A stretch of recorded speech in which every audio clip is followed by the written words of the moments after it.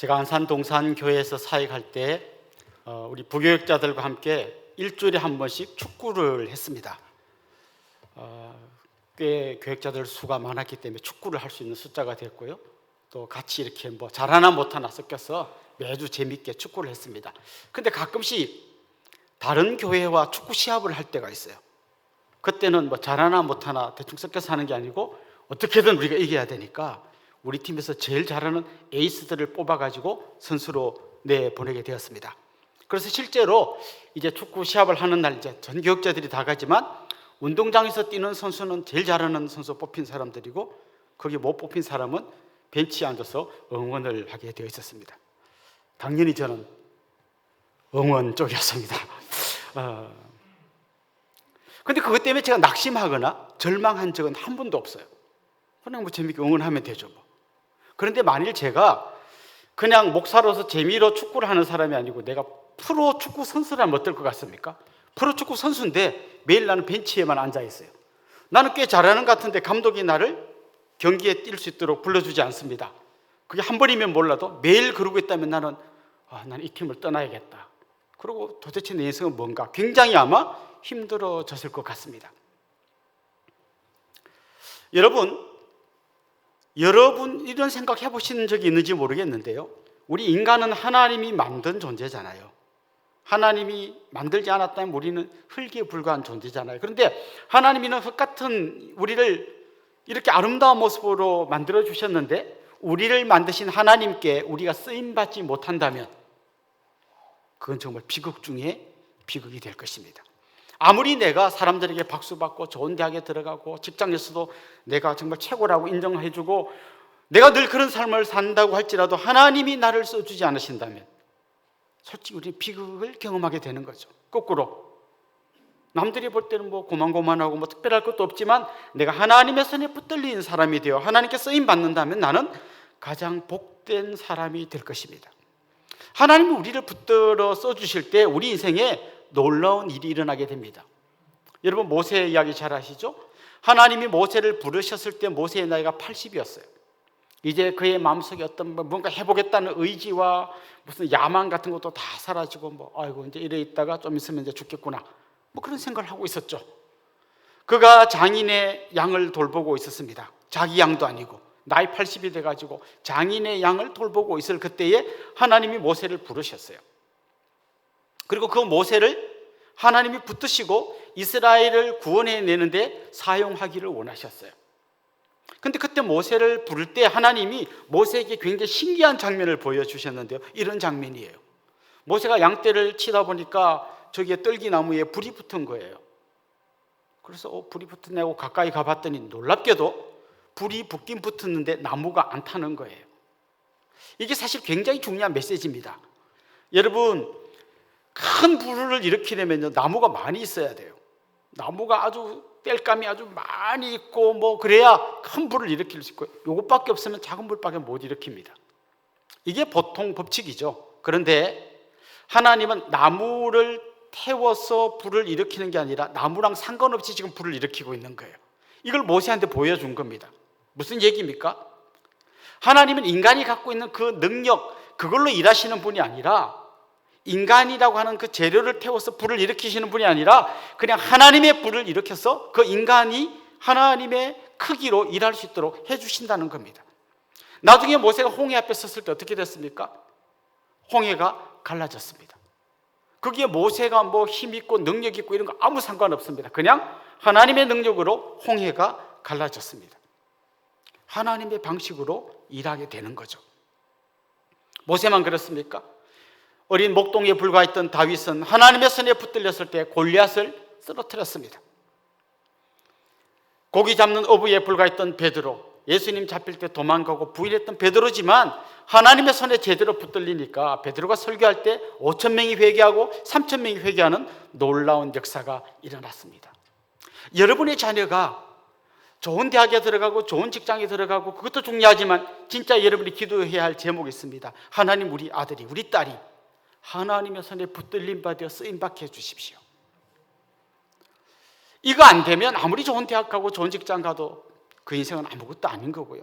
이게 되면 남들이 볼 때 좀 그러고 그런 것 같아도 이게 가장 복된 인생임을 여러분이 아셔야 합니다.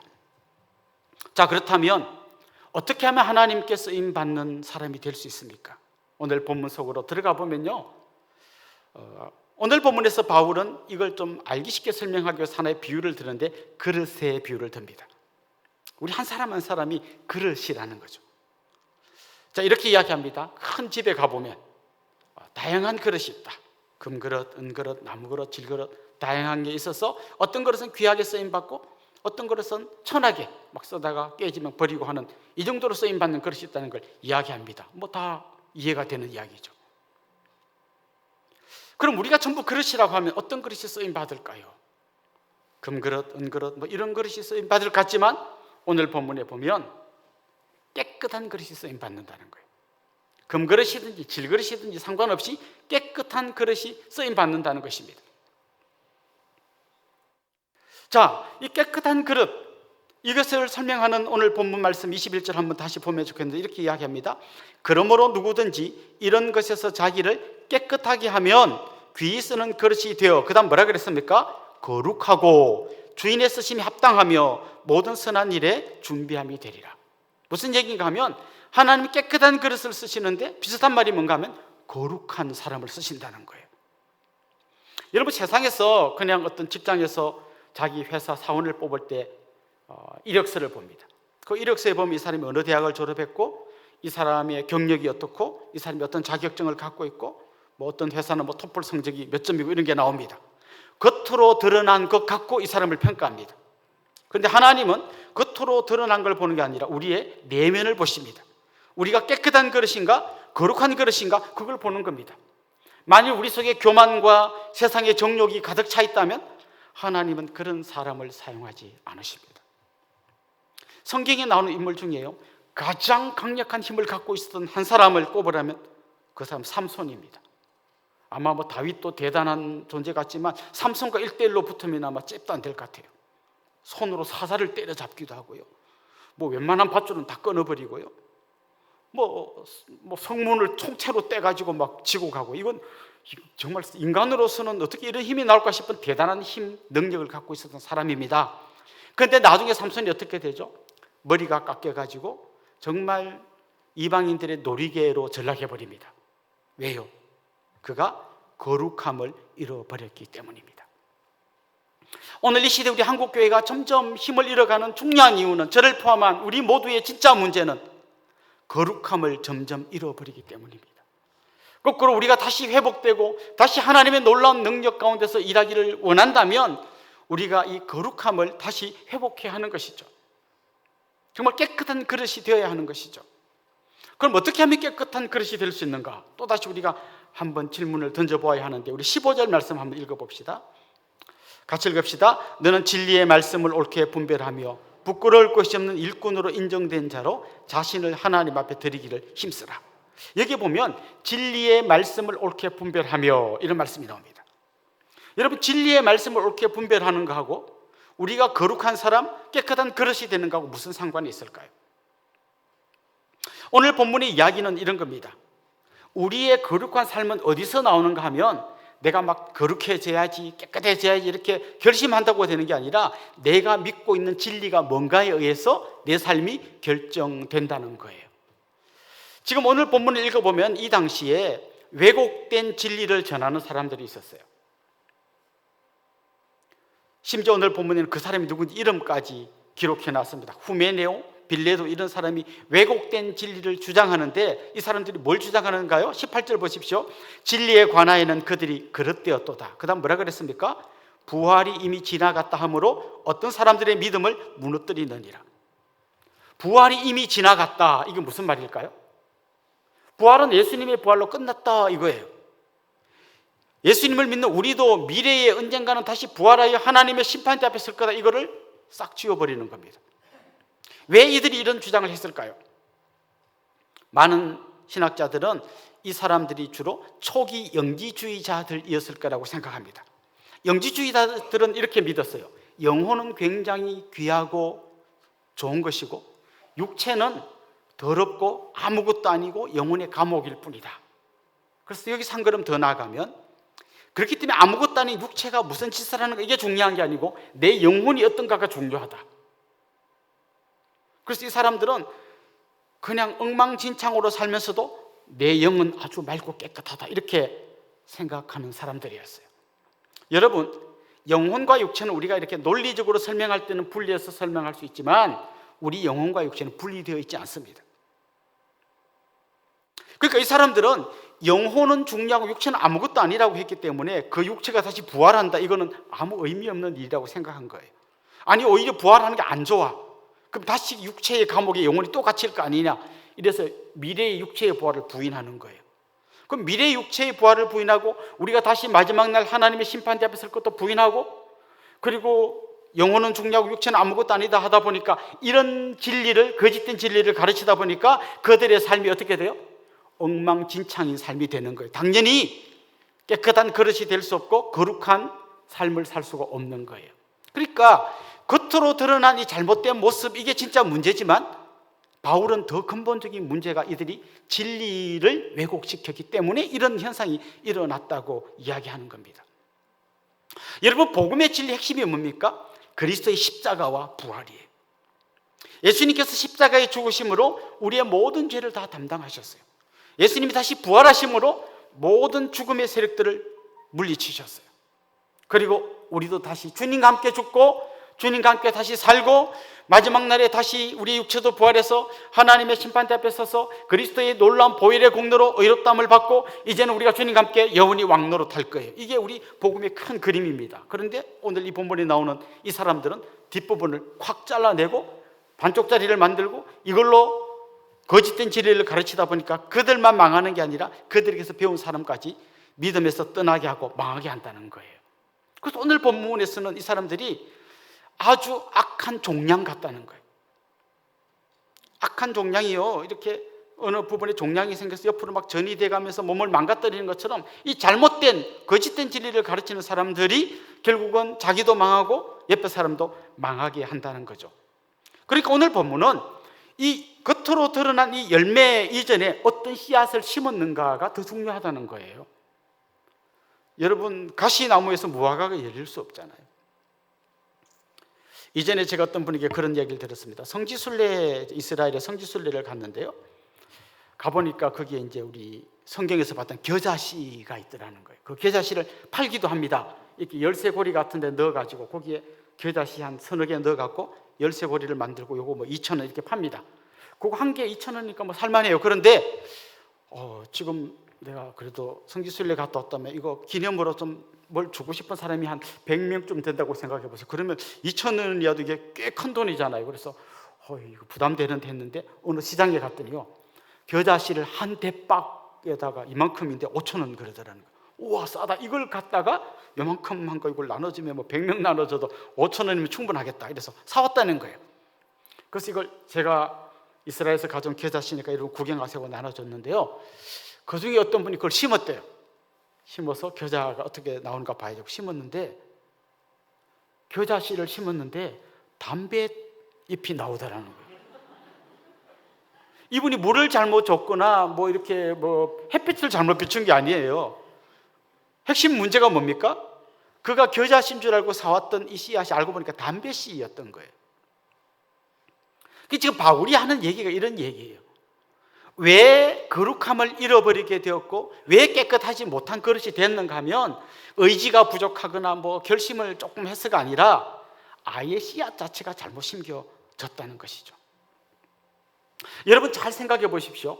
우리가 이 두 가지를 지금 제가 말씀드릴 텐데 이 두 가지를 같이 갖고 있지 않으면 우리는 반쪽짜리 신앙을 갖는 거예요. 무슨 말인가 하면 우리는 예수님을 믿음으로 구원받았고 우리의 흔들리지 않는 이 구원 때문에 영원한 하나님의 나라에 들어갈 것입니다. 이게 한 가지고요. 또 한 가지는 뭔가 하면 우리가 믿음으로 구원받는 그 순간 우리는 하나님 나라의 백성이 되고 그때부터 우리는 하나님의 통치를 받아야 돼요. 예수 그리스도가 우리의 주님이 되고 우리는 그 주인이신 예수님을 따라가야 돼요. 이 두 개는 절대 나누어질 수 없습니다. 우리가 예수님을 주님으로 인정한다는 거, 이게요, 그냥 우리는 뭐 주여라고 말하고 예수님은 나의 주님이시다고 하고 뭐 주여 손들고 찬양합니다만은 초대교회 성도들은 예수가 주님이라는 이 사실 때문에 이거를 부인할 수 없어서 순교도 하고 감옥에도 갇혔어요. 그냥 한마디만 하면 돼요.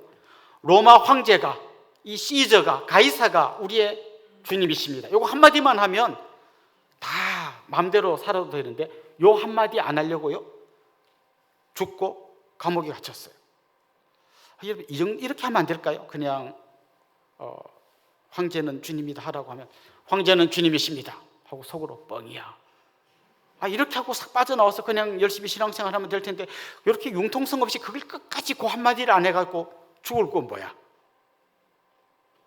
근데 그들은 죽는 한이 있어도 그걸 부인할 수 없었던 거예요. 왜냐하면 예수 그리스도가 주님이라는 것은 그냥 내가 말로 하고 머리에 있는 생각이 아니라 바로 그 믿음이 내 존재를 결정짓고 내 삶의 모든 부분을 바꾸어 버리기 때문에 요거 하나 바꾼다는 것은 씨앗을 바꾸는 거고 거기서는 절대로 어떤 열매도 맺을 수 없기 때문에 그들은 끝까지 죽으면서도 예수님만이 나의 주님이라는 사실을 끝까지 고백했던 거예요.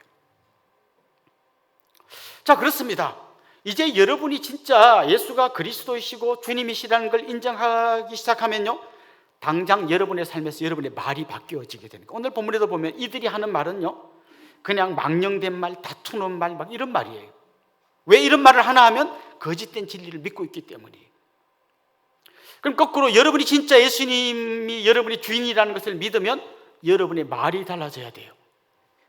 여러분의 말이 남을 막 비수같이 찌르고 남을 힘들게 하고 좌절시키고 낙담시키는 말이 아니라, 정죄하는 말이 아니라 여러분의 말 한마디 한마디가 다른 사람들을 위로하고 세우고 격려하고 생명을 불어넣는 말이 되어야 하는 거예요. 그렇다고 무조건 좋은 말만 해주라는 게 아닙니다. 때로는 책망할 때도 있을 거 아니에요. 그때는 어떻게 해야 될까요? 24절부터 26절까지 말씀 한번 보겠습니다. 주의 종은 마땅히 다투지 아니하고 모든 사람에 대하여 온유하며 가르치기를 잘하며 참으며 거역하는 자를 온유함으로 훈계할지니 혹 하나님이 그들에게 회개함을 주사 진리를 알게 하실까 하며 그들로 깨어 마귀의 올무에서 벗어나 하나님께 사로잡힌 바 되어 그 뜻을 따르게 하실까 함이라. 그러니까 살리는 말, 생명을 불어넣는 말, 위로하는 말, 격려하는 말, 때로는 책망할 때도 온유함으로, 그들이 막 거역할 때도 참으면서 그들에게 훈계하라는 거예요. 왜요? 내가 믿는 예수님이 내 속에 계시고 내가 그 예수님의 통치를 받고 예수님을 주님이라고 말하면 정말 내가 그분을 따라갈 수밖에 없기 때문에 이런 삶이 나오게 된다는 거예요. 그래서 우리는 내 삶에 문제가 있을 때 이걸 고치기 전에 내가 뭘 믿고 있는가를 다시 한번 체크해 봐야 한다는 것입니다. 내가 정말 주님과 함께 죽고 주님과 함께 살고 내 속에 계신 성령께서 끊임없이 진리의 말씀을 생각나게 하고 깨닫게 해주실 때 내 삶은 변화될 수밖에 없다는 것이죠.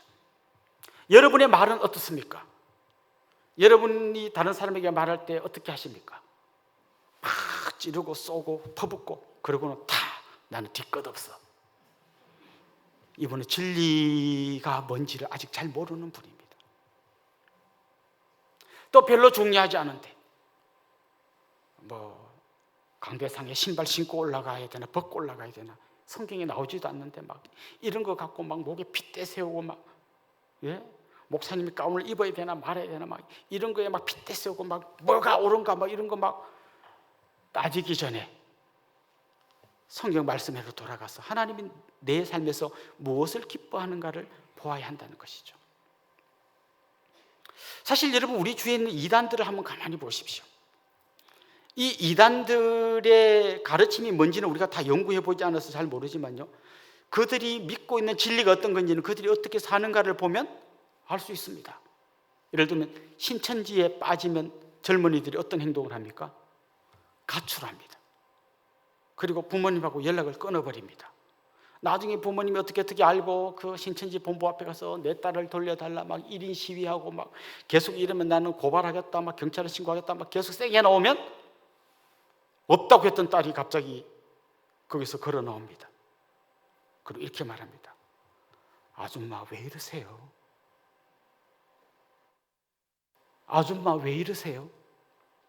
이미 그 딸의 마음속에 이 엄마는 더 이상 내 엄마가 아닌 거예요. 그래서 그 엄마가 그 자리에 털썩 주저앉아서 대성통곡합니다. 멀쩡한 부부들이 막 이혼하기 시작합니다.